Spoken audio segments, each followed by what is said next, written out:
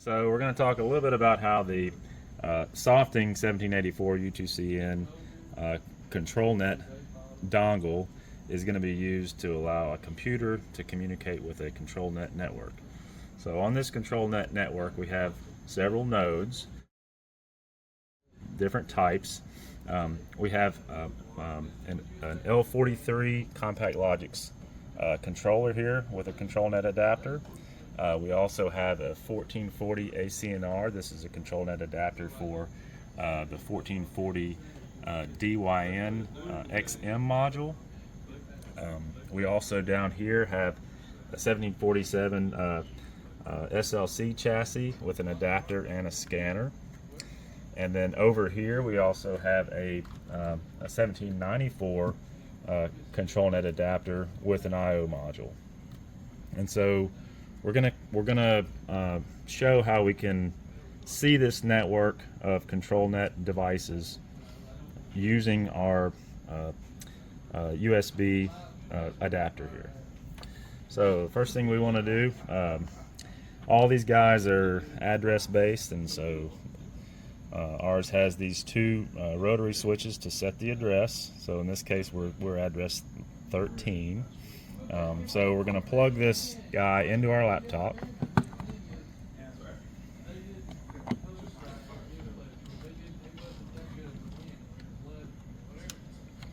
Like this. Okay, and then the second thing we're going to do is the other end of this adapter has this. It's an RJ45 connector. It plugs into what they call a NAP port, a network access port, and this can plug into any of these ControlNet devices. So I can plug this into this ControlNet adapter. I can plug it into this ControlNet adapter. I can plug into either of these two, or I can plug into this adapter here. I can plug into any of these guys and see the network with our 1784 U2CN here. So I'm going to plug in here. Okay. Now when you do that, you see that you have all green lights on the front of the U2CN. Okay, so the first place to go on the computer is RSLinks Classic. And so if I open RSLinks Classic, the driver for this U2CN is built into RSLinks, so you don't have to configure a driver. If it's working correctly with RSLinks, it'll show up down here under this USB path.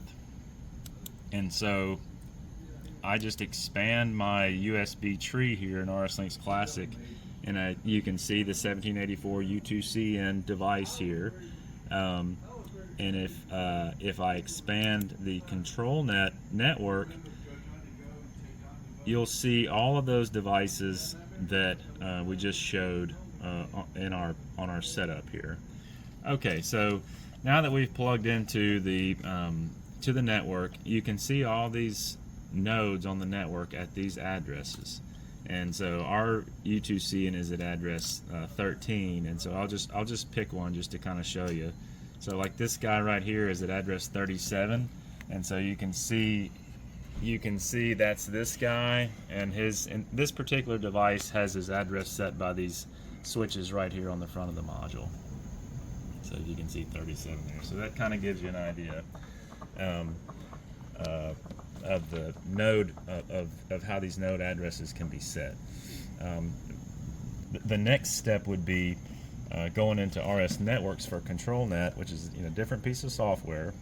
And RSNetWorx for ControlNet actually uses RSLinks as the communication software to talk to these devices. RSNetWorx is used to configure the ControlNet network. And so I'm going to open up RSNetWorx here.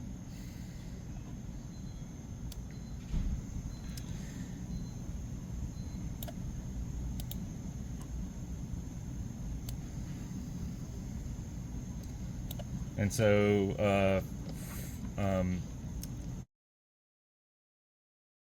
RSLinks. There's RSNetWorx for ControlNet, which is what we're going to use. There's RSNetWorx for DeviceNet, and there's RSNetWorx for Ethernet IP. So we're going to use this one.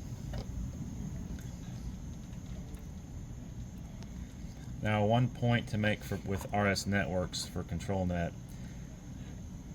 RSNetWorx for ControlNet uses RSLinks Classic to communicate with these devices. RSNetWorx does not support this FactoryTalk Links network browser, which is, we'll say, your newer, the updated version of RSLinks Classic that can be used with programs like Studio 5000. So the point there is that for you to use RSNetWorx for ControlNet to configure your ControlNet network, you have to use RSLinks Classic as your communication software. Okay, so we are going to see these devices in RSNetWorx. You go up here to Network, and you go online, and then you see a similar window that you saw in RSLinks. And so we're going to browse to ControlNet, and we're going to say OK. And then it's going to go and it's going to discover these same devices. And this will kind of give you an idea for the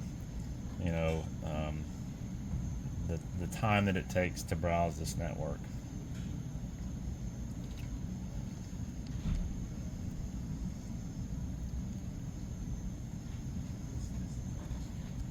And really at this point, what you see here is just a different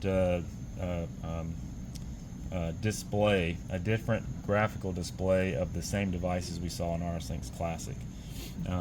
It goes and it shows you the ones that have chassis, and if there are any I/O devices or controllers in those chassis, it shows you that graphically. The difference with RSNetWorx is RSNetWorx gives you the ability to control the network, and this is required to when you're creating a ControlNet network.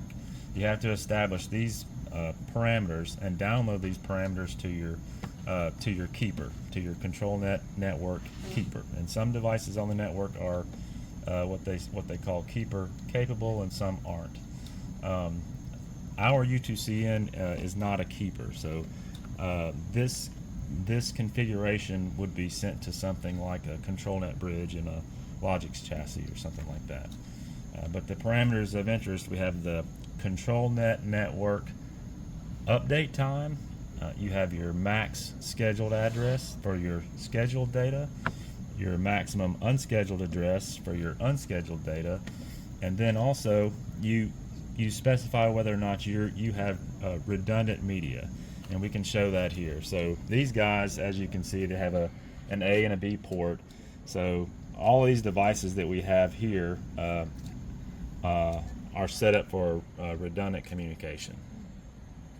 Not all ControlNet modules support redundant media, so they would just have the one B and C connection on the module. All these guys that you see here do. Okay, so that once you do this is the software that you use to configure your ControlNet network, and you can also monitor the network and make sure that you don't have any communication problems on the network. Okay, so the next thing to talk about would be once you configure your ControlNet network, if you need to do any controller configuration, the controller configuration with a program like Studio 5000, here, this of course is where you would configure your controllers, and it's worth mentioning that our U2CN adapter can allow you to communicate with those controllers.